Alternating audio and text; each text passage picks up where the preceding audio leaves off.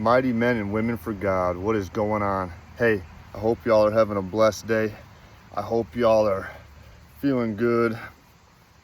And I hope that you're spreading love. And I hope that you woke up, said hi to God, got a glass of water, a little salt to hydrate. Anyways, I got a message, guys. And it's pretty simple, man. And I'm gonna talk about the colors red, white, and blue, right? The country's colors, right? But let's start with red and blue. Now, I've talked about the duality of God, right?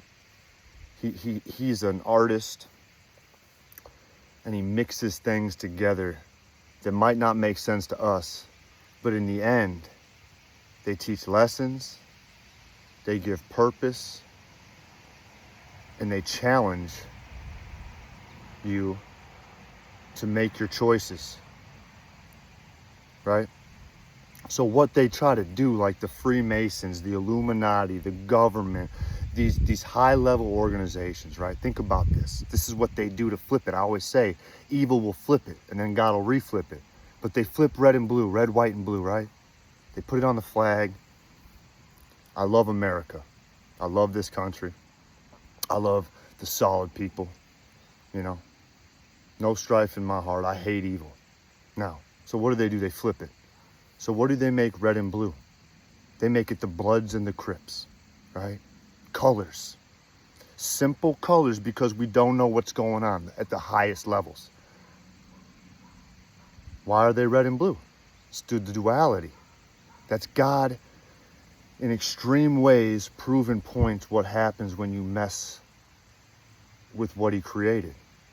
Democrat, Republican. What does that do? Creates chaos, red and blue. They don't like that middle party, right? They don't like that party.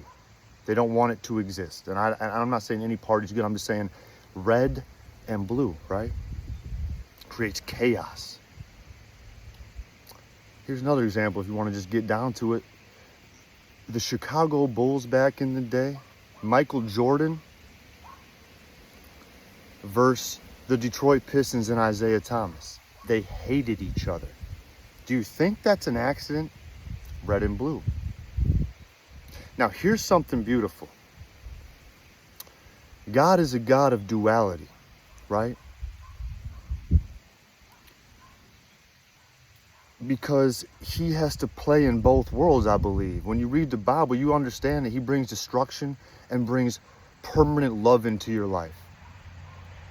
Now, what I have learned over the time, and I made that video, be like water. And this is a hard thing to do. Ooh, I thought that branch was about to hit me. Now, we need to find the gray area, right? Find the middle, a balance, right? Religion doesn't like to talk about balance because it's not the agenda that they like. They don't like balance. They like everybody has the power and then everybody else is slaves, right? The balance, the gray area is not good for them. God was a God of color. But I believe from reading the Bible and from prayer and from just wanting to know him deeply, man, that I'm starting to learn that I was wrong about a lot of things. And I can admit those things, but I think that's part of the process of learning, being wrong, stumbling.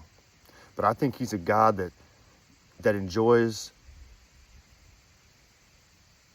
the whole experience because he created it and he has to feel everything, right? He has to feel everything to understand it.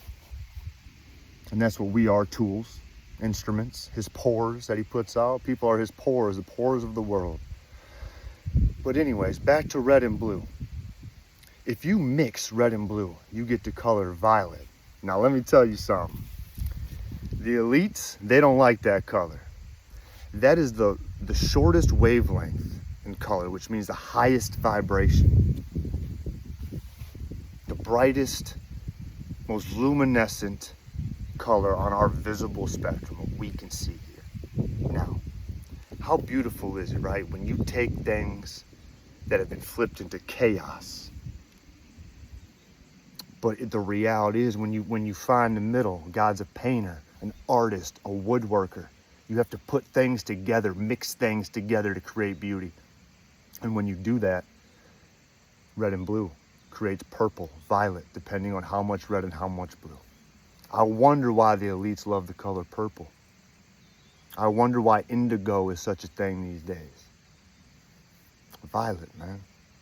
It has nothing to do with any of the new age. It's all about your vibration, what your cells are doing. And I made a mistake yesterday in a video. I said, we need oxygen, light, and air. You need oxygen, water. Why is this so hard for me? It's three things. Oxygen, water, and light. That is what your cells need. Now think about how crazy this is. You see this massive tree hovering over me? It's a walnut tree. Lot of work. Drops a lot of walnuts on the yard, but thing is amazing. I mean, it's a beautiful tree. Plants, what do they need? Water, oxygen, light, right? Where do we come from? The miry clay. Why do you think push things like diatomaceous earth, and why that's so good? Because it's sediment from the bottom of our lakes, crustaceans, right? Not salt from natural lakes, spring-fed lakes. They're all around here. Learning a lot about water too, and we'll get into that. But it's because that's where we come from. That's why everything synthetic messes with you. That's why diatomaceous earth, rubbing dirt in your hands and getting it in your feet is so good, because it works with your cells, your pores, and your gut, and it cleans your system so God can talk to you. But anyways, I just wanted to come out and bring out a video. This was supposed to be a short so more people would get it. But man, red and blue, it's a beautiful thing. You got to think about it. But what they've done to it is created chaos through it. And I'm just trying to pull some layers of the onion back, man. Onions are cool, dude, because you pull back all those single layers, and then there's a core, and that's where it all began, right? You're out here looking for money. You're out here looking for fame. You can get it. I'll bet you're not content. You're looking around you. Everything you need is inside of you. Every single thing you need is inside of you. Why would it be anything else? The Bible talks about we were made in the image of God. Think about that. It talks about how my boy Justice made a good from that. I don't steal credit, man. And there's a preacher that put me on pleading the blood of Jesus. I'm gonna put his information up. I can't think about it. And Brian Demlinger, I got to get this out. That preacher that I enjoy, who I said needs to unbutton one button. I was talking a little shit, but he'll get over it. His channel is Born Again Barbarian. Check him out. But anyways, I lost track a little bit there.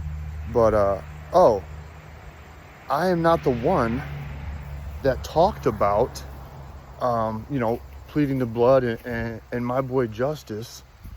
Man, I lost the train. Anyways, I'm gonna let you guys go. That's God saying, dude, we're done. You got the message out. Have a blessed day. Whatever I left out, I'll recap in the next message. Help somebody today, y'all. Show me some grace. I'm out here dealing with a lot of different things, trying to put out good messages, trying to take good care of 2 Boston Terriers, trying to maintain an acre the old school way. For the most part, and just a lot on my mind. But wanted to bring you guys a solid message. I'm working on my preaching. I probably need to maybe write things down. I'm a wing it type dude. I like to wing it. It's just you get the real shit when you wing it. You do. You get the realness when it's written down and it's programmed. So making mistakes, like I said, that's what we do. We make mistakes. We recover. Move forward. Get the message out. Make a channel. Draw something. Create something. Help somebody. All right, y'all. Mighty men and women for God. This is Crush Warrior 123. I'm out. Y'all have a blessed day, man.